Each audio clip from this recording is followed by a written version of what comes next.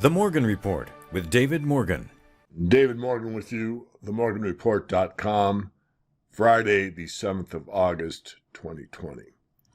Well, let's start with the stock market where I usually like to, and as most that follow the market knows, I'm talking U.S. markets here, that the techs have been the leader in the market from the March washout, and we have seen the utilities and the industrials start to do well of late, and we're getting some rotation.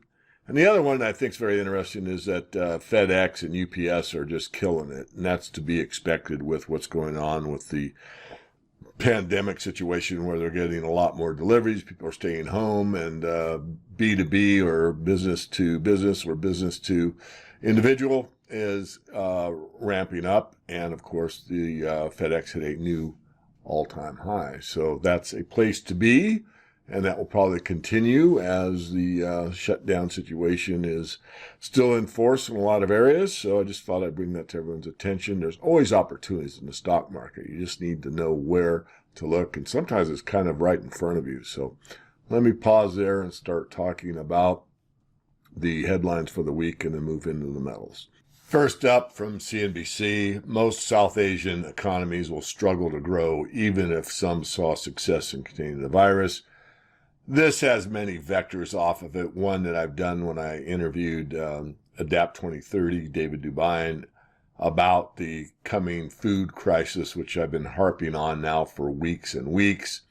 What I'd like to point out, and this is a repeat to some of you that follow my work avidly, is that the U.S. uses about 5% of their disposable income to eat for food. But in the Asian countries, a lot of them are at 30 or 40%. So if food prices double across the board, that would mean 10% of your income in the U.S. would be required to feed yourself or your family. Whereas in Asia, it'd go from like 30% to 60%. So there's a lot, like I said, of vectors besides food here, but I just wanted to point that out. You can read the article, and let me move on to the next. You can choose almost any airline you wish and bring them up in a search engine. This happens to just be Virgin. This is from the International Business Times. Virgin Australia Airlines cuts 3,000 jobs, reduces size of fleet, and discontinues the Tiger Air brand. I mean, this is throughout the entire sector. The airlines, in my view, will probably never come back to the 2019 level, or at least not for a very long time. Let me touch on energy. I like to do it at least once a month, if not more often. It is so critical to all of us. And this is from oilprice.com, which I often quote. Exxon says 20% of global oil and gas reserves may be wiped out after a grim second quarter for big oil. The world's third most valuable energy company is warning that 20% of the world's oil and gas reserves may no longer be viable, according to Bloomberg. Now, remember, this is economic oil that we're talking about, so price could influence that percentage.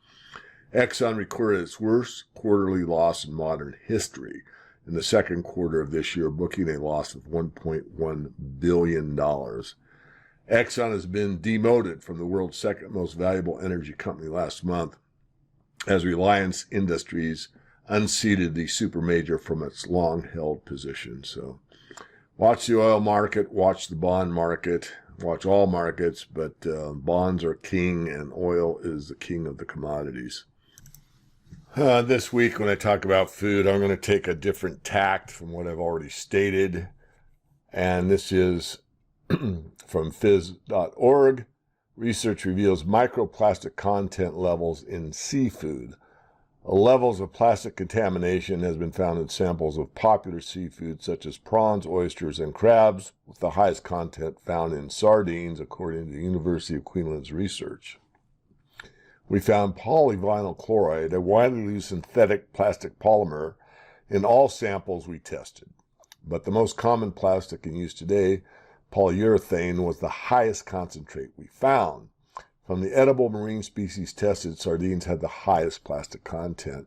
And you can read the rest of the article. It's very short, and I've really given you all of it that you need. But this is something that I became aware of some time ago. I just haven't voiced it on this platform. My perspective is we're basically killing ourselves in a subtle ways No one really looking at a nice fish dinner thinks too much about their eating plastic, but you are. So another thing about the situation we find ourselves in is thought I'd bring to everyone's attention, something to contemplate. And someone I bring up often and admire, maybe I'll get to meet him, but Charles Hughes Smith of twominds.com. If the market never goes down, the system is doomed. Markets that never go down aren't markets. They're signaling mechanisms of the powers that be. Markets are fundamentally clearinghouses of information on price, demand, sentiment, expectations, and so on. Factual data on supply and demand, shipping costs, cost of credit, and reflections of trader and consumer emotions and psychology. If markets are never allowed to go down, the information clearinghouse has been effectively shut down. Whenever information leaks out or has been edited to fit the prevailing narrative, which in this moment is, quote unquote, central banks will never let markets go down ever again. So jump in and ride the guaranteed bull to easy gains. The past 12 years offer ample evidence of this narrative. Every dip draws a near instantaneous monetary policy response that reverses the dip and gooses the markets higher. Definitely worth your time. Almost anything he writes is well worth the read and contemplation. Okay, this week I'm going to spend a little more time on the precious metals. First of all, the biggest question I've been receiving over the last several days is it too late to buy gold? Is it too late to buy silver? And the answer is no. And the proof is here. You're looking at an inflation-adjusted gold chart. So what we've done is taken out the lie of inflation. One of my most often stated sentences is that you can't get something for nothing, fiat always fails, and that we really don't know the true price of anything when it's the money supply, or we'll call it the currency supply, is continually increased. So if you take the lie of inflation out and you go back to the 1980 peak, and this is using government statistics to determine the CPI, or the inflation rate, you would have roughly $2,400 gold. And right now we're sitting at $2,000 in 2020.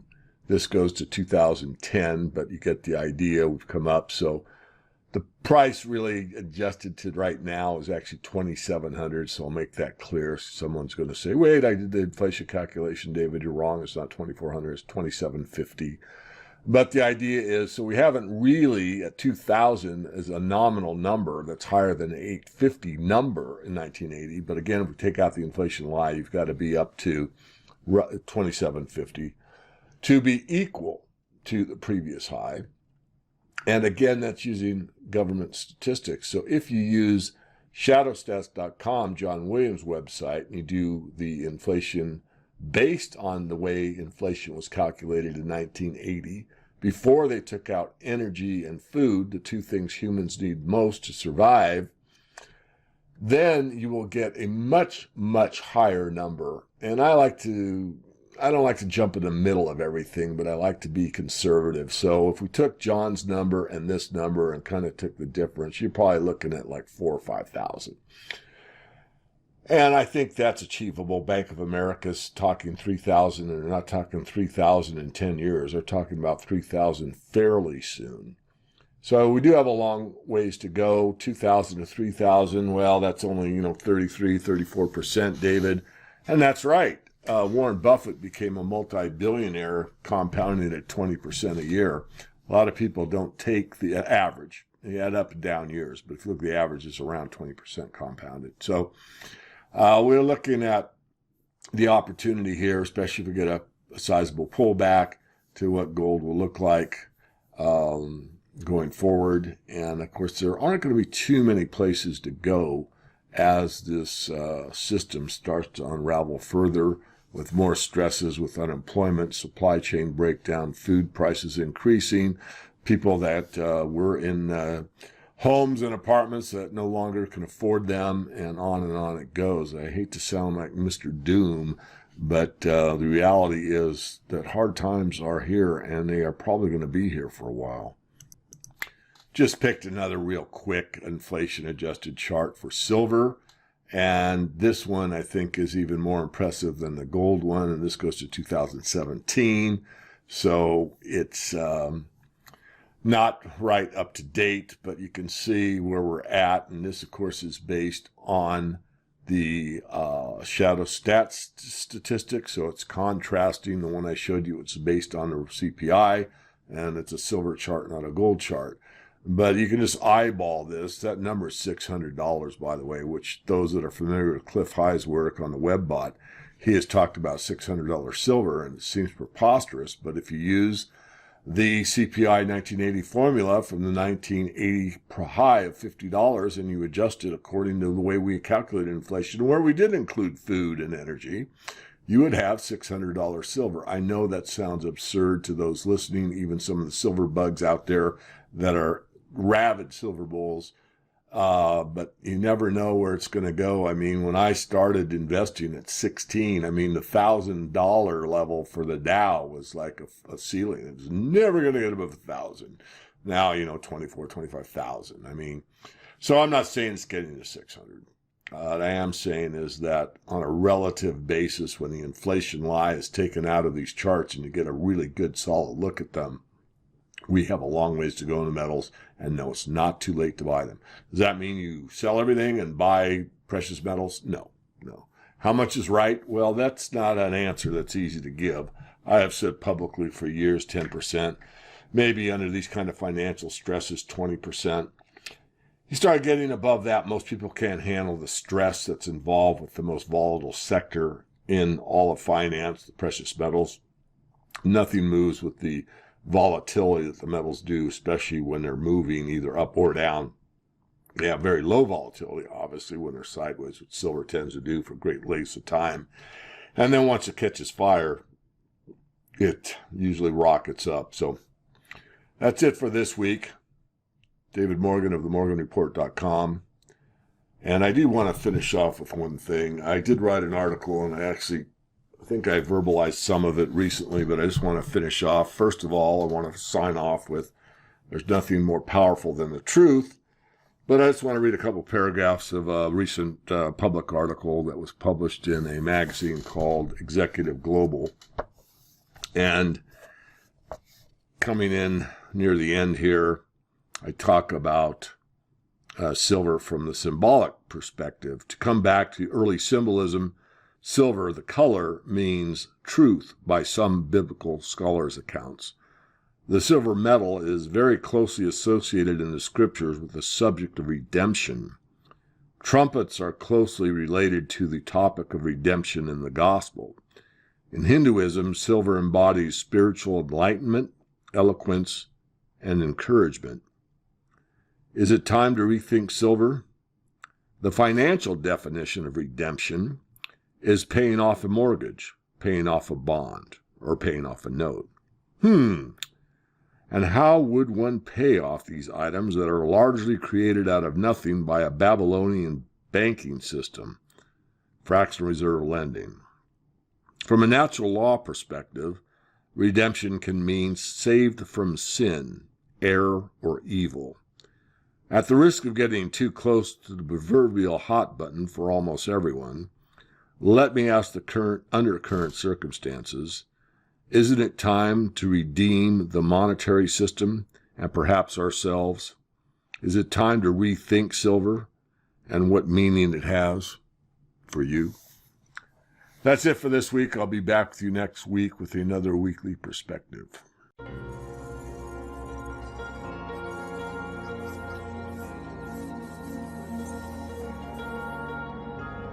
Hello, I'm David Morgan, publisher of The Morgan Report, and as some of you may already know, The Morgan Report is about money, metals, and mining. In fact, we cover all resources from rare earth elements to precious metals. I've been publishing on the internet for about 20 years. My primary passion is to help people build and preserve their wealth. I love to make people millionaires. I've helped thousands of people via our research in The Morgan Report, which has thousands of paid members and 10 times that amount on our free weekly updates. Here's what you'll receive from our free newsletter.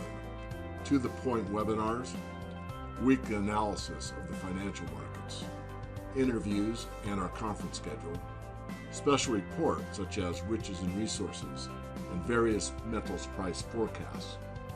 Our paid service client base is primarily small to medium-sized business owners, professionals in the industry, or the seasoned investor who understands markets and the value of precious metals. My area of expertise includes equity analysis throughout the resource sector, energy metals, base metals. We cover startups to billion-dollar corporations. We focus on a special sector that makes money regardless of price oscillations, and the importance of precious metals due to the ongoing currency devaluations. Our team of 3 analysts and support staff can help you build and protect your wealth. It's important for you to know what other people have said. We're passionate about what we do. High integrity and trust. Tell the truth and own it. If we're wrong, we admit it. Take a long-term outlook with major assets and bet a little to win a lot with speculative situations. If you choose to become a client, you will gain financial insights very few, even professionals, recognize. You'll understand the importance of honesty in our financial system. You'll understand how the money system influences almost everything in your life. You'll be prepared for the ongoing currency crisis. And finally, I've chosen to make my life's mission greater than the individual, which means my mission statement is to teach and empower people to understand the benefits of an honest monetary and financial system. It's been a great journey so far, and the best gains in this sector lie ahead over the next 3 to 5 years. I'm fortunate to have earned the status of being a leading authority in my field in helping others protect their wealth. You can email me at support@themorganreport.com or call my office at 480-325-0230.